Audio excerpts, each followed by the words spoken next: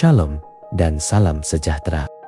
Bacaan Renungan Harian 7 Julai 2026, Selasa. Tema: agar kita tidak lupa. Mari berdoa.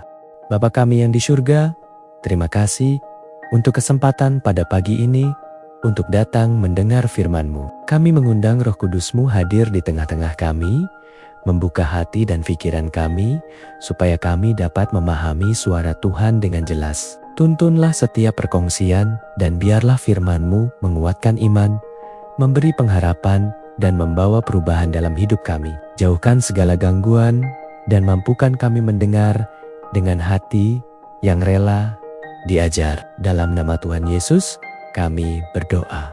Amin. Tajuk bacaan: Kebangkitan Perkemahan Rohani, bahagian 3.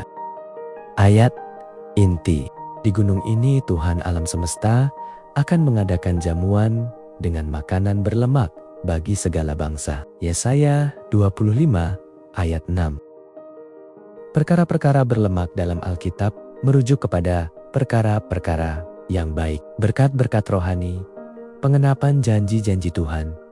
Tuhan bukan sahaja berbicara tentang perjamuan perkara-perkara berlemak dalam Perjanjian Lama, tetapi juga tentang perjamuan besar di surga bagi orang-orang yang ditebus pada akhir zaman. Sementara itu, menurut pandangan Adventis awal, perkemahan rohani adalah pesta perkara-perkara berlemak.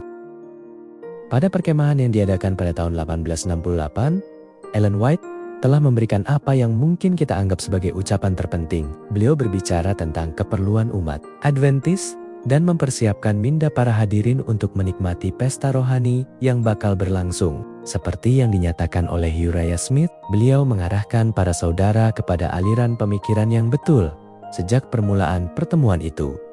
Dan mereka yang sebelumnya tidak melihat keperluan akan pertemuan seperti itu, jika memang ada, pasti telah melihatnya ketika tujuan pertemuan itu dinyatakan dengan jelas.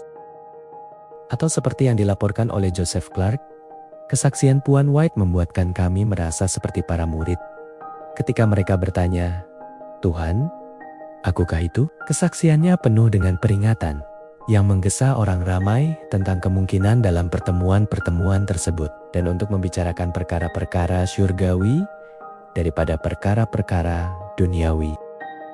Pelayanan khotbah merupakan pusat utama dalam perkemahan di Wright, di mana James White berkhotbah sebanyak 6 kali, Ellen White 5 kali, J.N. Andrews 4 kali, dan Nathan Fuller 1 kali. Smith melaporkan bahwa semua message yang disampaikan bernyala-nyala dengan api kebenaran masa kini.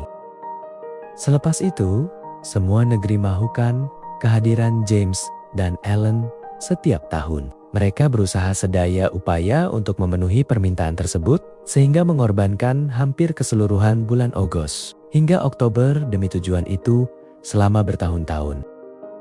Perkemahan di Wright itu menyaksikan kira-kira 300 orang berkemah di kawasan tersebut, manakala beberapa ratus lagi menginap di rumah-rumah berdekatan, menjadikan jumlah kehadiran sepanjang minggu mencecah sekitar 1.000 orang. Sudah tentu, kehadiran memuncak pada hujung minggu, mencecah 2.000 orang dan mungkin akan mencapai 3.000 orang jika bukan karena hujan lebat yang melanda.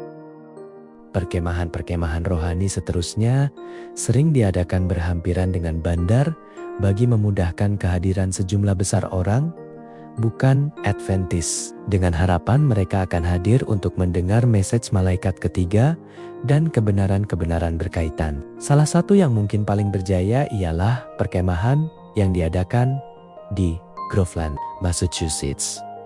Apabila dianggarkan seramai 20.000 orang hadir pada hari Ahad untuk mendengar Ellen White berbicara mengenai kesederhanaan. Sungguh suatu kesempatan. Sungguh suatu berkat.